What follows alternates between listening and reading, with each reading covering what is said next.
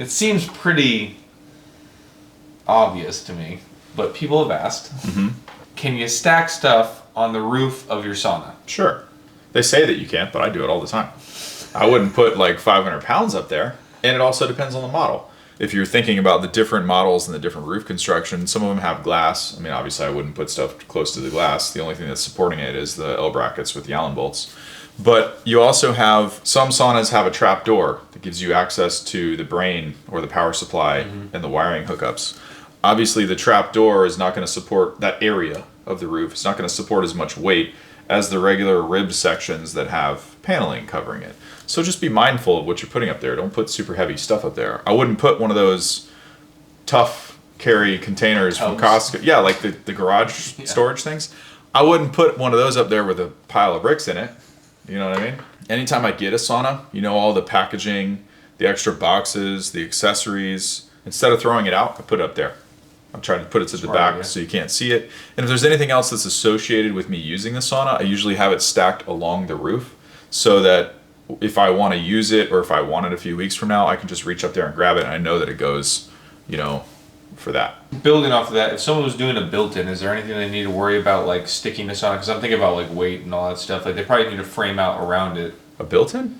Like if they were going to stick one of these saunas in their wall and like build it in. Yep. That can be done? Oh yeah.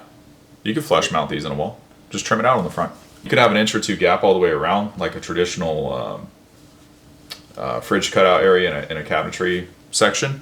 Or you could strip some of the trim off the sauna roof or something like that so that the whole front of the sauna is flush.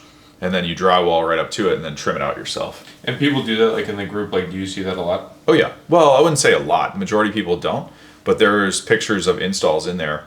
There was a really good one that I saw recently. Guy made a slot in his basement build out, slid this back, trimmed it flush on the front, took off the existing sauna molding, brought the framing that they drywalled to really close to, you know, the cutout, and then just trimmed it out themselves. What you end up with is a big long wall, and then all of a sudden there's this area where there's a glass door. That's awesome. And you go, you know, it's cool. You can see in That's there. really nice. Because it has its own lights and stuff. So the room could be dim, but you walk in there and you see this pocket. Tucked in. Yeah, it was That's cool. really cool. Yeah. Okay, so just short answer, you can put like a very light thing on top. Most of them, I wouldn't say you should stand up there, because if you're not standing on the support ribs, you know, I don't know if it would take that much weight. The sauna companies would kill you for saying this too. They'll say it voids the warranty, you're not supposed to stack anything on top of it, but I do it anyway.